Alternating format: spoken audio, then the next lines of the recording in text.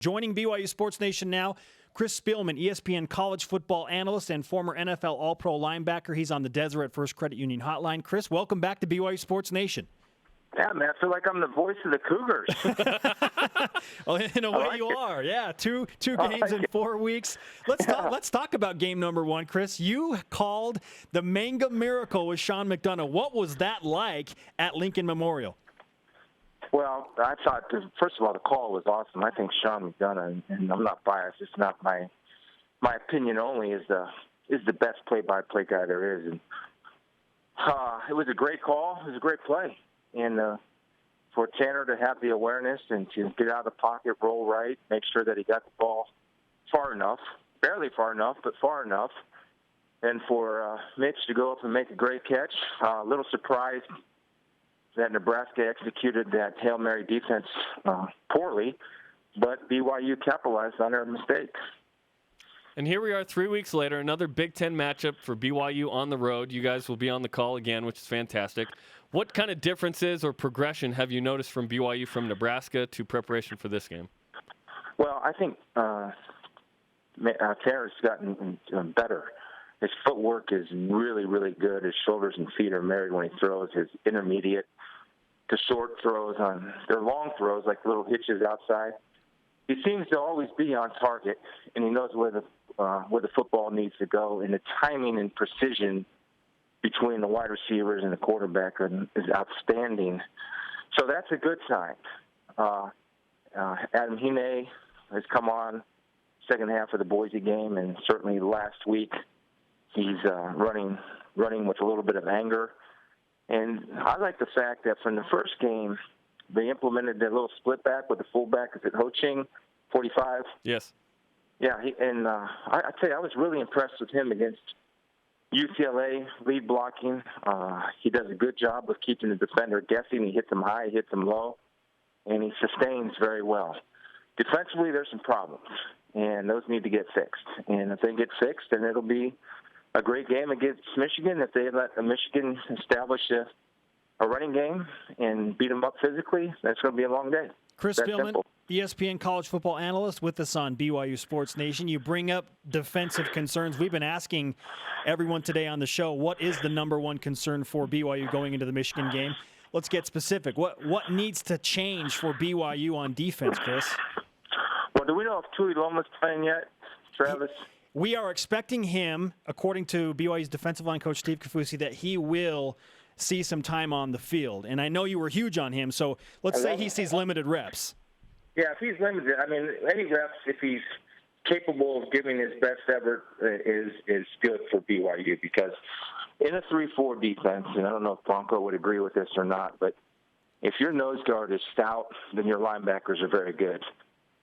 Because he's the one that determines how linebackers make plays. And I think BYU has two good ones inside. He's as good a nose guard as I've seen in the last 2 years in college football. I really think he's for that position, for a 3-4 position. But here's the deal.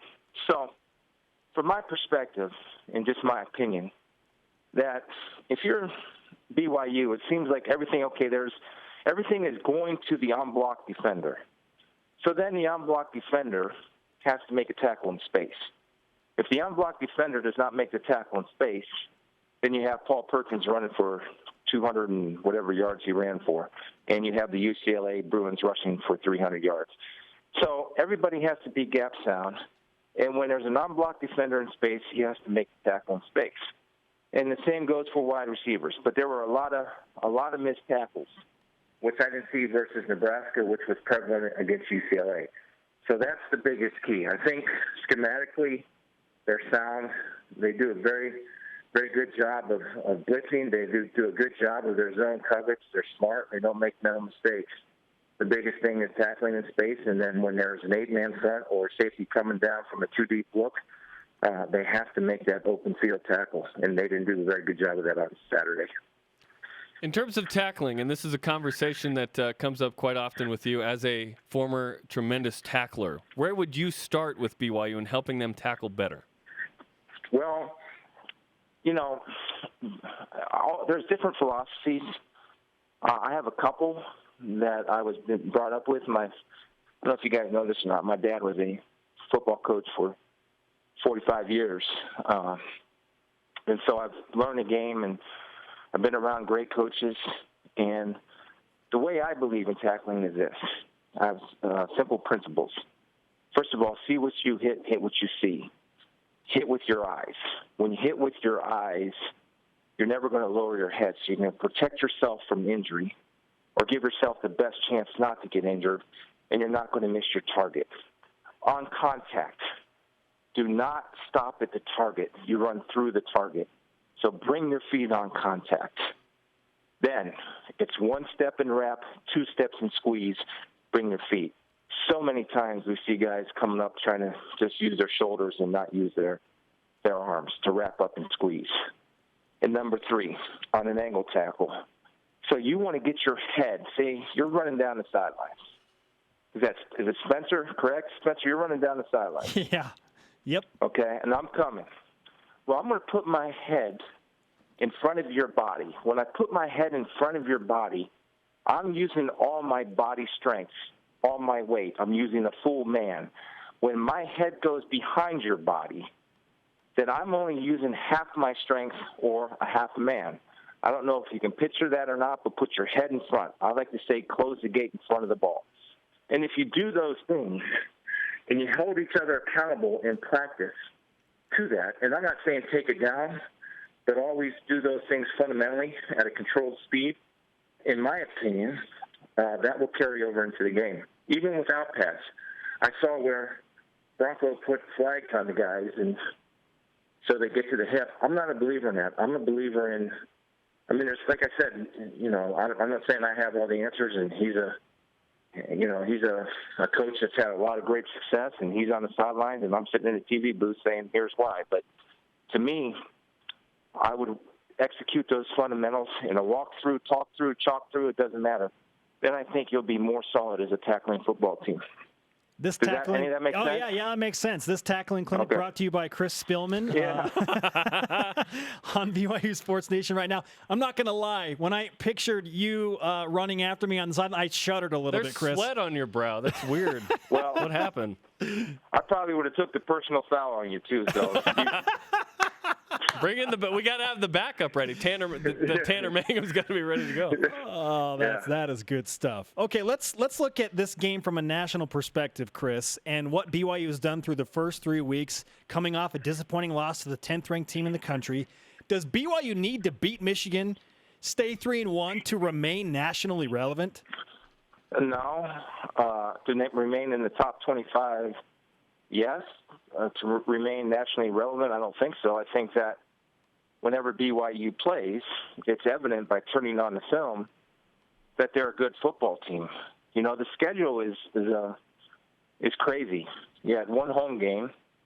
You're on the road at Nebraska, at UCLA, and at Michigan. And if you can walk away 3-1 from that schedule, I would say, okay, that's pretty darn good.